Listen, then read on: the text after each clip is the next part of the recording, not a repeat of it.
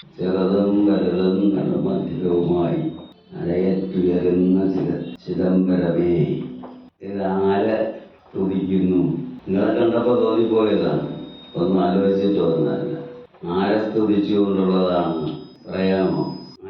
ആരോടാണ്, ആരെ സംബോധന ചെയ്തിട്ടാണ് പറയുന്നത്? ശിവനെ.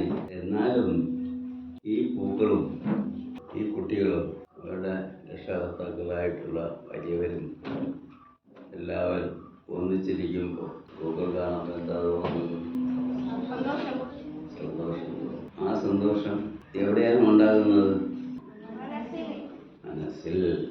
മനസ്സെവിടെ ഇരിക്കുന്നു? ഹൃദയത്തിൽ തന്നെ. പിന്നെ ഒരു കാര്യം, ചോദ്യങ്ങൾക്ക് ചോദിക്കുമ്പോൾ ചിലപ്പോൾ ഉത്തരം അറിഞ്ഞുകൂടാ എന്ന് വരും. അപ്പോൾ മിണ്ടാതിരിക്കുന്നത് മലയാളികളുടെ ഒരു ദുശീലമാണ്. എല്ലാം അറിയുന്ന ആരുണ്ട്? ആരുമില്ല. അപ്പോൾ എനിക്കത് അറിഞ്ഞുകൂടാ എന്ന് പറയുന്നത് നല്ലതോ ചീത്തയോ? നല്ലത്. ഞാനെൻ്റെ ചെറുപ്പകാലത്ത് ചിലയിടത്തൊക്കെ പ്രസംഗിക്കാൻ പോകുമ്പോൾ ആളുകൾ സംശയം ചോദിക്കും.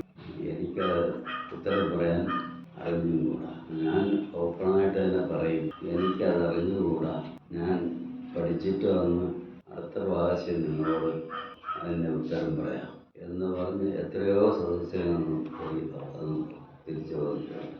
എനിക്കതൊരു മോശത്തരമായ വെട്ടയും തോന്നിയിട്ടില്ല. നിങ്ങൾക്ക് മോശത്തരമായി തോന്നേണ്ടതുണ്ടോ? എനിക്കതറിഞ്ഞു എന്ന് പറയുന്നതിൽ എന്ത് മോശത്തരമാണുള്ളത്? അതുകൊണ്ട് ചോദ്യം ചോദിച്ചാൽ അറിഞ്ഞുകൂടെങ്കിൽ എന്ത് വേണം? അറിഞ്ഞുകൂടാ എന്നുടനെയും പറഞ്ഞേക്കണം. മനസ്സിലായോ?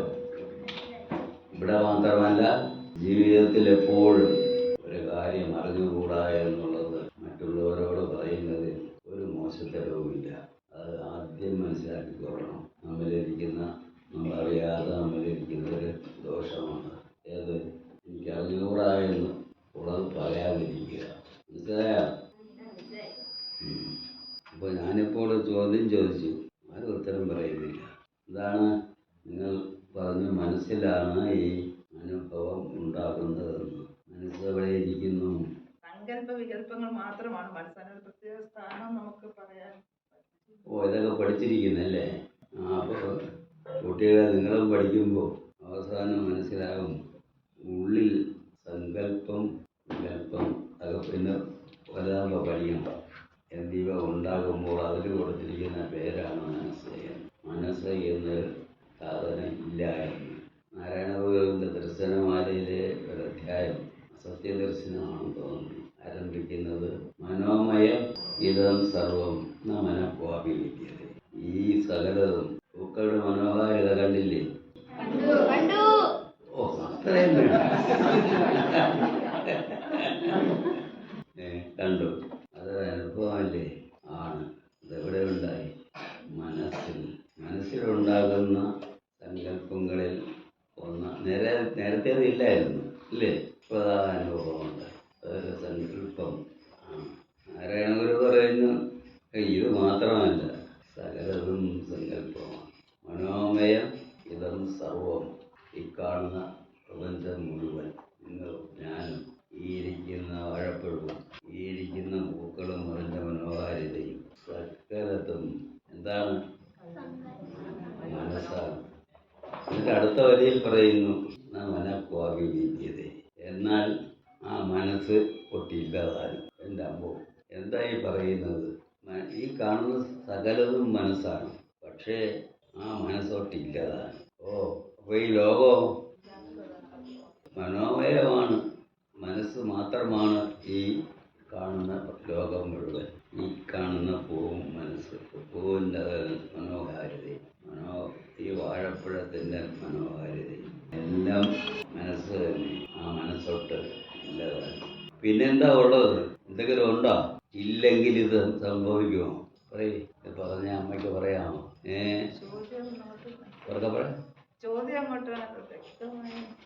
ഇതെല്ലാം മനസ്സാണെന്ന് പറഞ്ഞില്ലായിരുന്നു? അപ്പോൾ സകലതും മനസ്സാണെങ്കിൽ ഇതൊന്നുമില്ലെന്ന് ആ തോന്നൽ എവിടെ ഉണ്ടായി?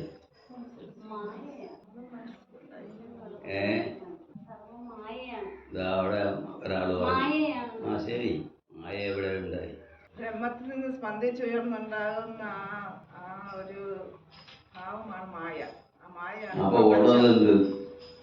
ബ്രഹ്മം മാത്രം. പക്ഷെ അത് പറയാനാണ് ഈ ശ്രമം മുഴുവൻ. ആ ബ്രഹ്മം നിങ്ങളെ സംബന്ധിച്ചോളം എവിടെ എങ്ങനെ ഇരിക്കുന്നു? എല്ലായിടത്തും നിറഞ്ഞിരിക്കുന്നു, എല്ലാരിലും ഇരിക്കുന്നു. ഞാൻ ചോദിച്ചത് നിങ്ങളെ സംബന്ധിച്ചിടത്തോളമാണ്. വളരെ സന്തോഷം. ഞാൻ എന്നതിൽ ഞാനല്ലേ ഈ പൂ കണ്ടത്? സിമ്പിളല്ലേ? അല്ലേ? ഞാനല്ലേ ഈ ലോകത്തെ കാണുന്നത്? സിമ്പിളല്ലേ? ആണോ? ഞാനല്ലേ ഇവിടെ ഇരിക്കുന്നത്? അപ്പോ ഞാനല്ലാതെ ഇപ്പൊ എന്തുണ്ട്? അങ്ങനെ പറയാൻ ഞാനല്ലാതെ ഒന്നുമില്ല, ഞാൻ മാത്രമേ ഉള്ളൂ. എന്താ പേരെന്താ? ശാർങ്ങധരൻ. നല്ല ഉത്തരം. എന്താണ് ഉത്തരം പറഞ്ഞത്? ഞാനല്ലാതെ മറ്റൊന്നുമില്ല. മറ്റൊന്നുമില്ല. അപ്പൊ ഞാനാരാ? ആത്മാവ്. അത് വേറൊരു വാക്ക് പറഞ്ഞാൽ അറിയാം. ബ്രഹ്മം. അതും വേറൊരു വാക്കല്ലേ? ഞാൻ ആര്? ഞാൻ ആത്മാവ്. അതൊരു വാക്കാണ്, വെറും വാക്ക്. തെറ്റൊന്നും ഞാൻ പറയുകയല്ല. ഉണ്മ. അതിന് സത്യത്തെ സംബന്ധിച്ചുള്ള ഒരു വാക്ക് ആരാത് പറഞ്ഞിട്ടുണ്ട്? ഞാൻ അറിവാകുന്നു. അറിവെന്നുള്ള ഒരു വാക്കല്ല, പിന്നെയോ എൻ്റെ അനുഭവമാണ്. ആണോ? അതെ. ഞാൻ അറിവാണ് എന്ന് പറയുന്നതും ഞാൻ ബ്രഹ്മമാണ് എന്ന് പറയുന്നതും തമ്മിൽ വ്യത്യാസമുണ്ടോ? രണ്ടും ശരിയാണ്. വ്യത്യാസമുണ്ടോ? രണ്ടും ഒന്നാണ്. അത് അറിയാമോ? രണ്ടും ഒന്നാണെന്നുള്ളത് അനുഭവിച്ചറിഞ്ഞിട്ടുണ്ടോ? പിന്നെ അനുഭവിച്ചറിയാത്ത കാര്യം ഇങ്ങനെ പറയുന്നു. വേദാന്തത്തിൽ പറ്റുന്ന ഒരു വലിയ അബദ്ധമാണ് ആചാര്യന്മാരല്ല എഴുതി വെച്ചിരിക്കുന്നത്. ഇവിടെയൊക്കെ എത്തുമ്പോൾ ആചാര്യൻ പറയുന്നു ഞാൻ ബ്രഹ്മം തന്നെ. അത് ശരി തന്നെ ഇല്ലേ? അങ്ങനെയല്ലേ? അതെ. പക്ഷെ അത് മായ കൊണ്ട് പറഞ്ഞിരിക്കുന്നു. ഏത് മായ കൊണ്ട് പറഞ്ഞിരിക്കുന്നു? നമ്മുടെ സങ്കല്പം കൊണ്ട് പറഞ്ഞിരിക്കുന്നു. നമ്മുടെ എന്ത് പറഞ്ഞിരിക്കുന്നു? ആത്മാവെന്നുള്ള അതിനെ സങ്കല്പം കൊണ്ട് പറഞ്ഞിരിക്കുന്നു. ഇതൊക്കെ പറയുമ്പോൾ ഞാൻ അറിവാണ്. ആരാ പറഞ്ഞ്? എന്താ പേര്? വിദ്യാർത്ഥിയോ? കേട്ടോ, വളരെ സന്തോഷം. ഞാൻ അറിവാണ് എന്ന് പറയുമ്പോൾ ഞാൻ കണ്ണു തുറന്ന് മുമ്പോട്ട് നോക്കുമ്പോൾ നിങ്ങളെ എല്ലാം അവ്യക്തമായി കാണുന്നു. അത് അറിവല്ലേ? ഞാൻ നിങ്ങളെ കാണുന്നു. അത് അറിവാണോ? അപ്പോൾ അത് അറിവല്ലേ ഞാൻ? അല്ലേ? അപ്പോൾ നിങ്ങളിപ്പോൾ എവിടെ ഇരിക്കുന്നു? എന്നെ സംബന്ധിച്ചിടത്തോളം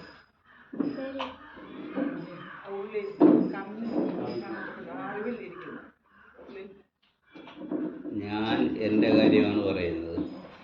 പറഞ്ഞ് തെറ്റല്ല. എൻ്റെ കാര്യമാണ് പറയുന്നത്.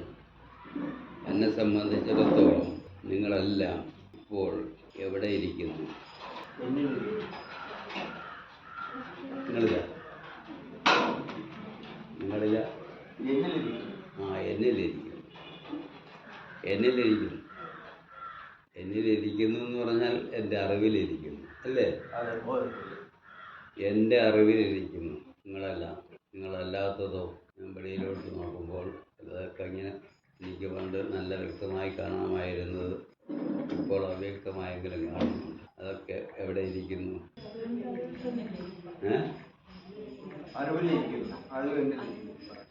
അറിവിലല്ലേ ഇരിക്കുന്നത്? എന്നിലല്ലേ ഇരിക്കുന്നത്? ഈ ലോകമുണ്ട് എന്ന് എനിക്കറിയാം. അതിപ്പോൾ എന്നെ സംബന്ധിച്ചിടത്തോളം എവിടെ ഇരിക്കുന്നു? ഈ ലോകമുണ്ട്, പക്ഷെ ഞാൻ കാണുന്നില്ല. പക്ഷെ ഉണ്ടെന്നുള്ളത് തീർച്ച. ആ ലോകം ഇപ്പോൾ എവിടെ ഇരിക്കുന്നു? അറിവിലിരിക്കുന്നു. ഈ പ്രപഞ്ചം മുഴുവൻ എടുത്താലും ആരും കണ്ടിട്ടില്ലാത്ത, ഒരിക്കലും കണ്ടു തീർക്കാനാവാത്ത ആ ലോകമുണ്ട്. അതിലല്ലേ ഞാൻ ഇരിക്കുന്നത്? അല്ലേ? ആ ലോകം അവിടെ ഇരിക്കുന്നു അറിവിൽ, അല്ലേ? അപ്പൊ അറിവിലല്ലാതെ എന്തുണ്ട്? അറിവല്ലേ ഞാൻ? അപ്പൊ ഞാനല്ലാതെ എന്തുണ്ട്?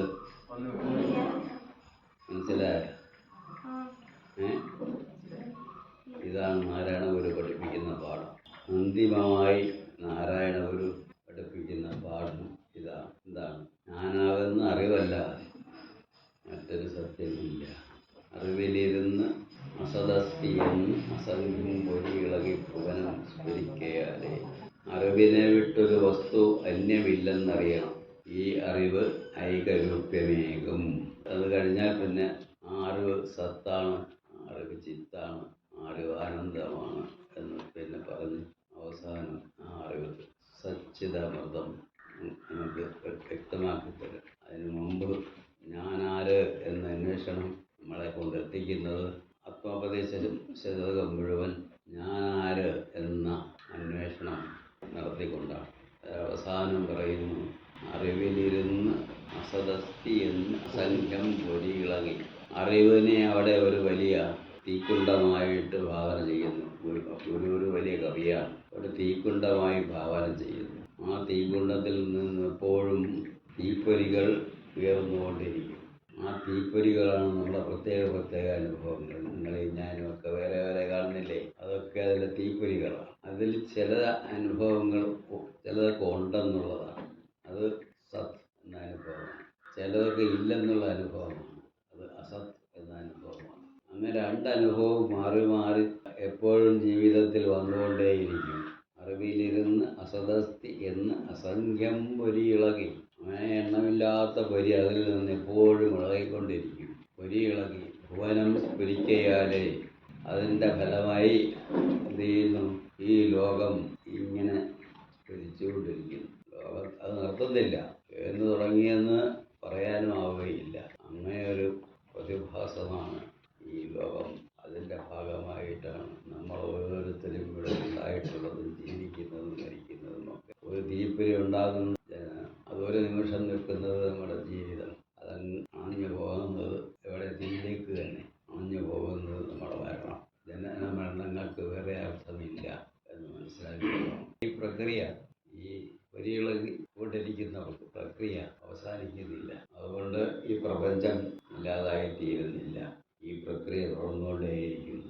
ഇങ്ങനെ ഭുവനം സ്ഫുരിക്കയാലേ. അറിവിനെ വിട്ടൊരു വസ്തുവില്ലെന്നറിയണം. ഈ ഞാൻ എന്നതിനെ വിട്ട്, അറിവാകുന്ന ഞാൻ എന്ന് അല്ലാതെ അറിവിനെ വിട്ട് ഒരു വസ്തു അന്യമില്ല. ഈ അറിവാകുന്ന ഒരൊറ്റ സത്യമല്ലാതെ മറ്റൊന്നും ഇല്ല. ഉള്ളതെല്ലാം എന്താണ്? അറിവാണ്. അല്ലെങ്കിൽ വേറെ പറയാം ഈ തീപ്പൊരികളാണ്, അല്ലേ?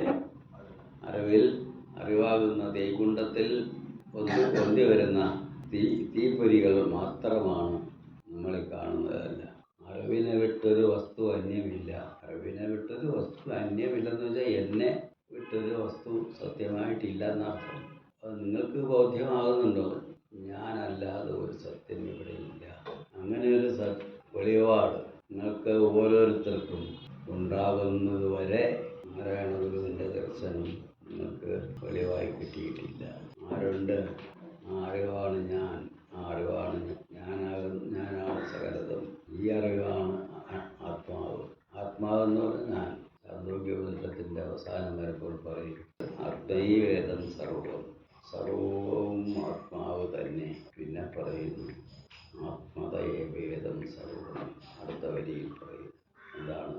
ആത്മാവിൽ നിന്ന് തന്നെയാണ് സകലതും ഉണ്ടായത്. നാരായണഗുരുവിന് ആലങ്കാരികമായി എന്ത് പറഞ്ഞു? അറിവിൽ നിന്നുണ്ടാകുന്ന തീപ്പൊരികൾ മാത്രമാണ് ഈ പ്രപഞ്ചം. നാരായണഗുരു പറഞ്ഞത്, ഉപനിഷത്ത് പറഞ്ഞത് ഒന്ന് തന്നെ. നാരായണഗുരു എന്നെ കാവ്യാത്മ